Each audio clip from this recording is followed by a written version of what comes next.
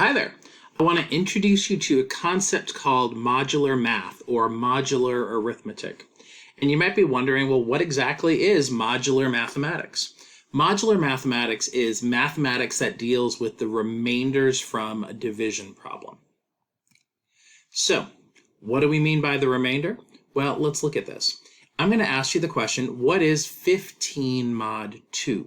Now, what that really means is if I take 15 and divide this by 2, what is the remainder going to be? And depending on your comfort level with mathematics, you might already know. But let's look at one way that we would normally set up a division problem. We have 15 going inside the box or inside the house, and then 2 is what you are dividing by. 2 goes into 15 7 times. 7 times 2 is 14. 15 minus 14 is 1. So 1 is the remainder when I divide 15 by 2. So we would say that 15 mod 2 is equal to 1 because remember, modular mathematics is all about the remainder. Okay, we only care about that remainder. Okay, let's look at another example or maybe some special situations. What if there is no remainder? What if I asked you to calculate 14 mod 7? Now take a moment and think about that. 14 mod 7. What's the question that I'm asking you to answer here? Right? I'm asking if I do 14 divided by 7, what is the remainder? 14 divided by 7. 7 goes into 14 2 times. 7 times 2 is 14. When I do that subtraction, I get 0.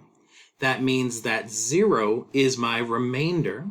So 14 mod 7 is equal to 0. Okay, let's look at another special case that you might be thinking about. What if the number I'm dividing by is too large? What I mean by that is maybe the question is, what is 5 mod 15? Take a moment, translate that in your head. What's the question I'm really asking you? Right? I'm asking you to take 5 divided by 15 and report out the remainder.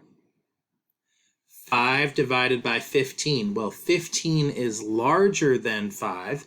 15 cannot be divided into 5 unless you consider decimals and fractions, and that's not what we're after. We're going to stay in the world of whole numbers here. So 15 times 0 is 0. 5 minus 0 is 5. So we would say that the remainder when I'm dividing 5 by 15 is 5. So 5 mod 15 equals 5. Honestly, that's not the kind of computation I'm going to ask you to do that often. Okay. Now there's this other concept in modular arithmetic called congruence. And you may know this word from geometry class. Maybe you do, maybe you don't. That's okay. But let me talk to you about congruence. Congruence, if I ask you the question, are 5 and 7 congruent under mod 2? What I'm really asking is if we divide 5 by 2 and if we divide 7 by 2, will we get the same remainder? So maybe you want to take a second and try that out on the side, or maybe you do a little bit of mental math here. 5 divided by 2, okay? Focus on the remainder. 7 divided by 2, focus on the remainder. Let me show you the work, okay? 5 mod 2, I'm going to take 5 and divide it by 2, and I'm also at the same time going to do 7 mod 2, 7 divided by 2. I know that 2 times 2 is 4, 5 minus 4 is 1. I know that 2 times 3 is 6, 7 minus 6 is going to be 1. So both of those division problems yield the same remainder. So we would say that 5 mod 2 is equal to 1 and 7 mod 2 is equal to 1. So when we divide both of these numbers by 2, we get the exact same remainder. So we would say that the numbers 5 and 7 are both congruent mod 2.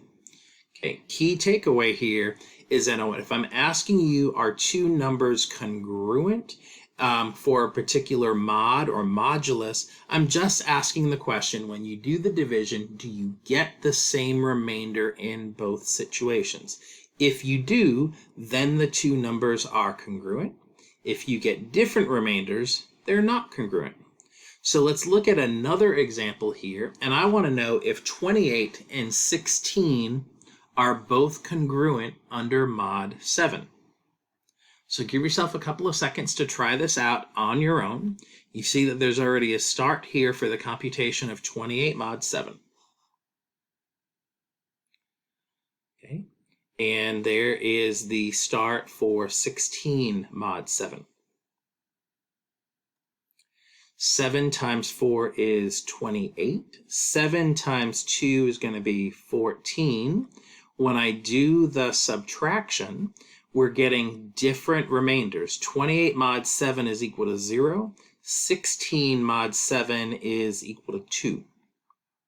So those are different remainders. So what are we going to say? What's the conclusion here about the congruence of 28 and 16 under mod 7? You're right, we get different remainders, and since we get different remainders, we're going to say that 28 and 16 are not congruent under mod 7. Okay, so here's an easy way. If you're trying to generate a list of congruent numbers, here's what you can do. You're just going to add or subtract the mod to the original number, and you'll always get the same remainder. So, and you can do this as many times as you would like.